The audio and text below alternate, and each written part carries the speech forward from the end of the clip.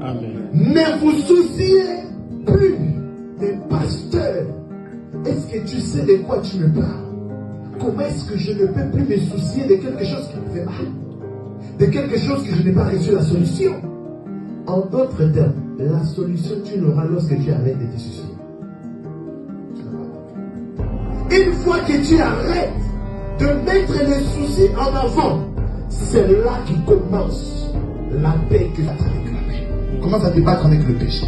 Le péché, tu m'écoutes. Non, lorsque les soucis commencent à venir, tu m'écoutes. Tu m'écoutes, ça non. Lorsque les soucis vont commencer à venir, tu dis que non, mon Jésus vous a vécu à la croix. Vous avez été cloué à la croix avec Jésus. Tu persistes, tu me mon coup de poing. Tu dis, tu ne comprends pas toujours la leçon. Que je ne vis pas dans les soucis. Je ne vis pas dans le péché. Mais je vis dans la paix. Je vis dans la paix. Je vis dans la paix. Je vis dans la... Je n'ai pas besoin d'être ami de tout le monde. Mais tout le monde a besoin d'être ton ami. Quelqu'un me comprend? En fait, les gens, ils voudront être amis de quelqu'un qui a la paix. Une personne qui n'a pas la paix, il amène des troubles. Les troubles vont vous enlever la paix. Mais c'est à vous de ne pas rentrer en panique, mais de rentrer en prière. Mais mon Dieu, je ne sais pas, Seigneur, pourquoi tu te soucies? Parfois même vos prières ne fonctionnent pas. Vous savez pourquoi? À cause des soucis. Parlez à quelqu'un. Les soucis, c'est comme quelque chose qui vient bloquer.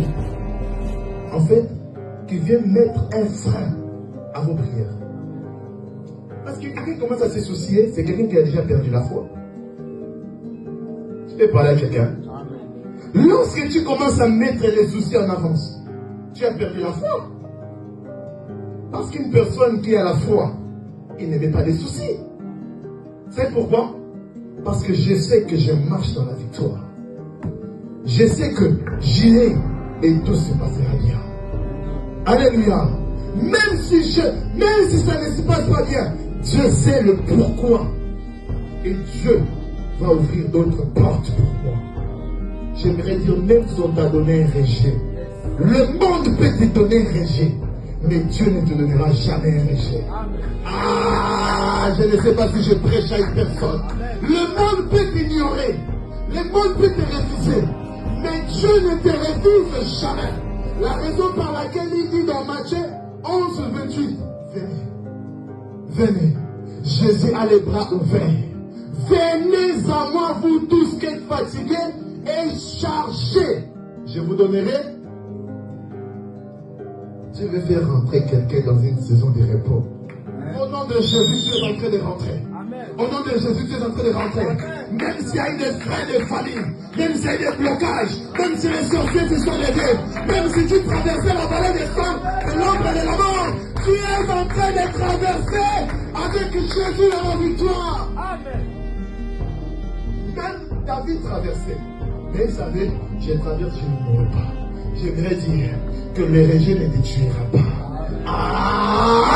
Le problème d'ici, en France, c'est que le monde montre en fait que c'est tellement compliqué. En fait, on te fait comprendre que ton Dieu n'est pas capable. J'aimerais te dire que ton Dieu est capable. Ton Dieu est un Dieu responsable. Ton Dieu est ton Père. Le problème avec notre Dieu et leur Dieu, c'est que leur Dieu a des oreilles et ils n'entendent pas. Leur Dieu a les yeux et il ne voit pas. Leur Dieu a les mains, mais il n'agit pas. Il ne travaille pas. Mais le Dieu que nous servons est un Dieu qui a des yeux, il voit. Est un Dieu qui a les oreilles, il entend. Est un Dieu qui a les mains, il opère des miracles. Voilà pourquoi il dit, ne vous inquiétez de rien.